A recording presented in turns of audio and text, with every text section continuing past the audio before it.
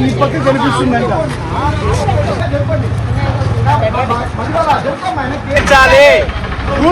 కృత్రిమ కొరతను వెంటనే కృత్రిమ కొరతను వెంటనే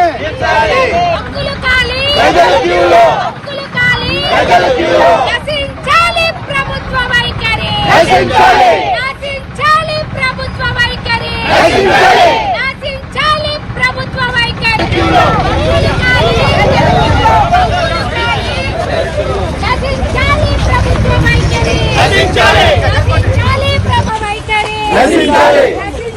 ప్రభుత్వ వైఖరి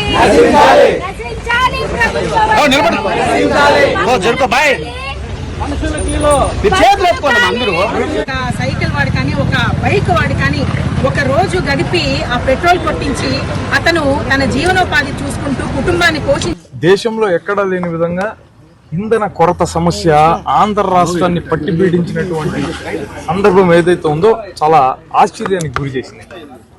చంద్రబాబు నాయుడు గారు నాకు 40 ఏళ్ల అనుభవం ఉంది, నాకు చాలా తెలివితేటలు ఉన్నాయి, సంక్షోభాన్ని నేను ఎప్పుడు కూడా సంక్షేమంగా మార్చి మంచి చేస్తూ ఉంటానని చెప్పి ఆయన ఈరోజు ప్రపంచంలో ఏర్పడినటువంటి ఇంధన సంక్షోభాన్ని ఆయనకు ఆయన పార్టీ కార్యకర్తలకు అనుకూలంగా మార్చుకునే ప్రయత్నం చేసి ప్రభుత్వమే ఈ బంకులతో లాలూచి పడి ఈ కృత్రిమ కొరతను సృష్టించిందన్నటువంటి అభిప్రాయం ప్రజల్లో స్పష్టంగా వ్యక్తమవుతుంది.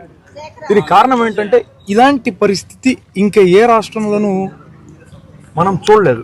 ఇక్కడ మాత్రమే పెట్రోల్ డీజిల్ సప్లైలో ఇంత దారుణంగా నిర్లక్ష్యాన్ని ప్రదర్శించినటువంటి తీరు చాలా ఆక్షేపించదగినటువంటి విషయంగా వైఎస్ఆర్ కాంగ్రెస్ పార్టీ తెలియజేస్తూ ప్రజల పక్షాన నిలబడి ఓ నిరసన కార్యక్రమాన్ని తిరుపతిలో వినూత్నంగా చేపట్టడం జరిగింది.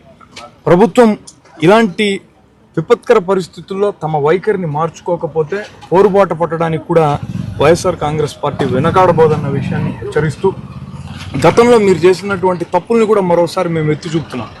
విత్తనాల కోసం, యూరియాల కోసం రైతులు రోడ్ల మీద నిలబడి ఎలా పడిగాపులు కాశారో మీకు గుర్తు ఉండే ఉంటుంది. రేషన్ సరిగ్గా అందక ఇబ్బంది పడినటువంటి క్షణాలు కూడా మీకు తెలిసే ఉంటుంది.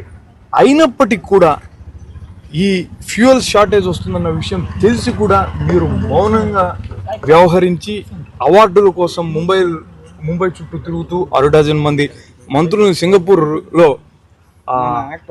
కొత్త విషయాలు తెలుసుకోవాలా, ప్రభుత్వ పరిపాలనను మెరుగుపరచడం కోసం మెళుకువలు నేర్చుకోవాలన్న కారణాలతో పంపించి రాష్ట్ర ప్రజలందరినీ కూడా గాలి కొదిలేశారన్నటువంటి కోపం అందరిలోనూ వ్యక్తమవుతుంది. ఇకనైనా మీరు మార్చి ఈ విధానాన్ని ప్రజలకు ఉపయోగపడేటట్టుగా తీర్చిదిద్దండి అన్నటువంటి విషయాన్ని వైఎస్ఆర్ కాంగ్రెస్ పార్టీ తెలియజేస్తుంది.